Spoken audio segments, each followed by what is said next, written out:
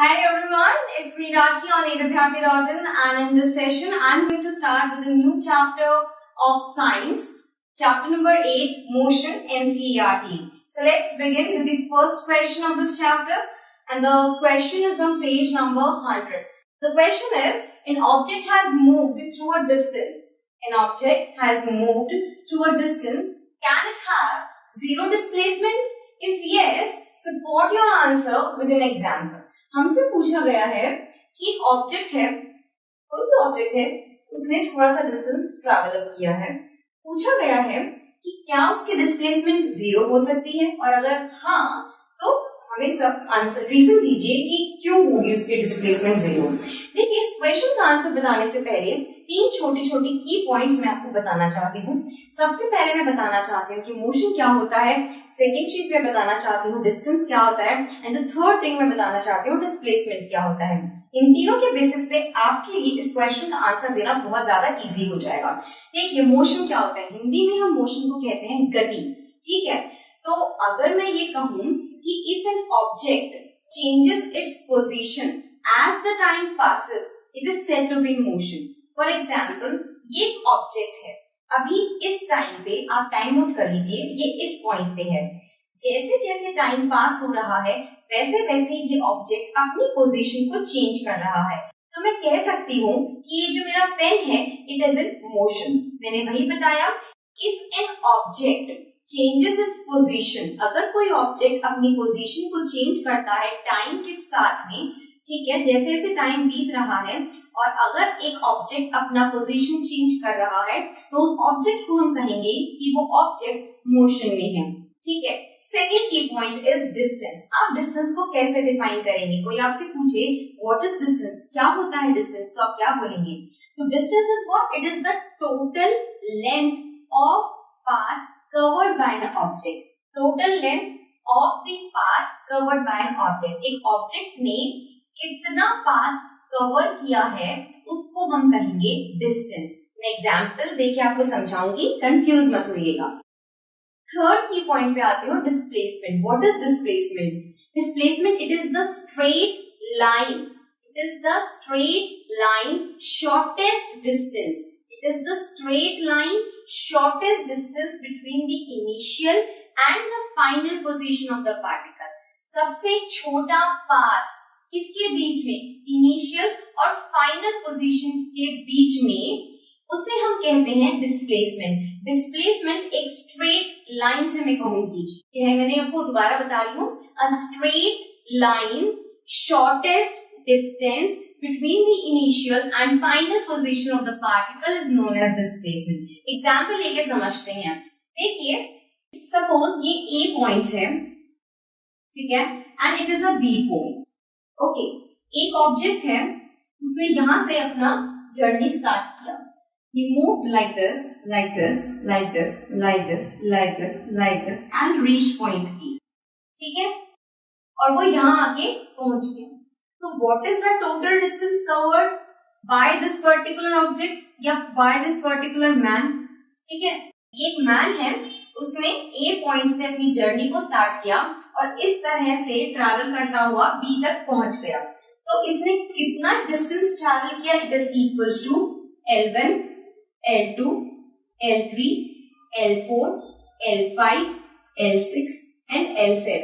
तो डिस्टेंस कितना ट्रैवल किया गया, मैंने क्या बोला था, डिस्टेंस क्या होता है, it is the total length of the path covered by an object. यहाँ पर ये मैन है, तो distance is equals to L1 plus L2 plus L3 plus L4 plus L5 plus L6 plus L7. लेकिन displacement मैंने क्या बोला था, डिस्प्लेसमेंट क्या होता है, straight line shortest distance between initial position and final position of the particle. अब straight line shortest distance में क्या होगा, ये देखिए, स्ट्रेट लाइन शॉर्टेस्ट डिस्टेंस. सो ये जो है, ये मैंने जो ड्रॉ किया है, ये सपोज कीजिए L डैश है, तो डिस्प्लेसमेंट क्या हो जाएगा. डिस्प्लेसमेंट एक अगर लेमन लैंग्वेज में समझे, it is the shortest path travelled bye an object from initial point to the final point. ठीक है, so displacement क्या हो गई मेरी इस बार? Displacement हो गई L dash. So it is the straight line shortest distance between point A and point B. That means between initial point A and the final point B. ये हो गई मेरी displacement. आपको बात समझ में आ गई होगी?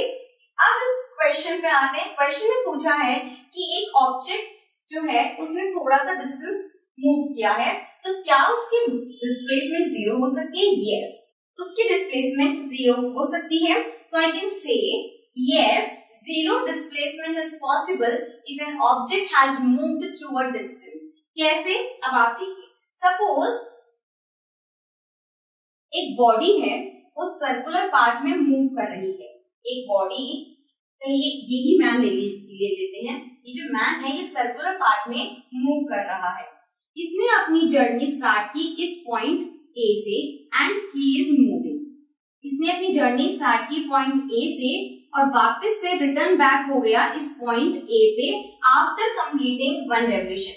एक चक्कर काटने के बाद जो इस आदमी ने अपनी जर्नी ए पॉइंट से स्टार्ट की थी, तो एक चक्कर काटने के बाद वो आदमी वापस से अपने पॉइंट ए पे आ गया है ना. So suppose a body is moving in a circular path and it has started it's journey from point A and it has returned back to point A again after completing one revolution. इसका मतलब ये हुआ कि जो distance उसने travel किया है it is equals to the circumference of the circle. जो डिस्टेंस एक आदमी ने कवर किया है वो क्या है? Distance is equals to circumference of the circle. Circumference of the circle, ठीक है, जो होता है 2πr. ये तो हो गया इसका डिस्टेंस. लेकिन डिस्प्लेसमेंट क्या होगा? देखिए, डिस्प्लेसमेंट मैंने आपको बोला था shortest distance covered by an object from initial point A to final point B. यहाँ इनिशियल पॉइंट भी ए है और फाइनल पॉइंट भी ए है, क्योंकि जैसे ही उसने चक्कर काटा वापस से वो पॉइंट ए पे आ गया जब उसका एक चक्कर पूरा हो गया. तो डिस्प्लेसमेंट क्या हो गई? जीरो हो गई, बिकॉज वो ए से चला था और ए पे आके रुक गया. ए से चला था और ए पे आके रुक गया, एक चक्कर पूरा हो गया. तो डिस्प्लेसमेंट क्या हो जाएगी इस केस में? जीरो हो जाएगी, because it is the shortest distance between initial point and the final point. यहाँ इनिशियल पॉइंट भी ए है और फाइनल पॉइंट भी ए है. तो डिस्प्लेसमेंट क्या हो गया? A minus A equals to zero. तो डिस्प्लेसमेंट हो गई है जीरो. ठीक है, so this was the answer to this question. और नोटबुक में किस तरह से लिखना है वो अब आप व्हाइट बोर्ड पे लिखिए. So this is how you have to write it in your notebook. Yes, zero displacement is possible if an object has moved through a distance. Suppose a body is moving in a circular path and starts moving from point A and it returns back at the same point A after completing one revolution. Then the distance will be equal to its circumference while displacement will be zero. Okay, so this is all about this question. Now let's move on to the second question, which is on page number 100.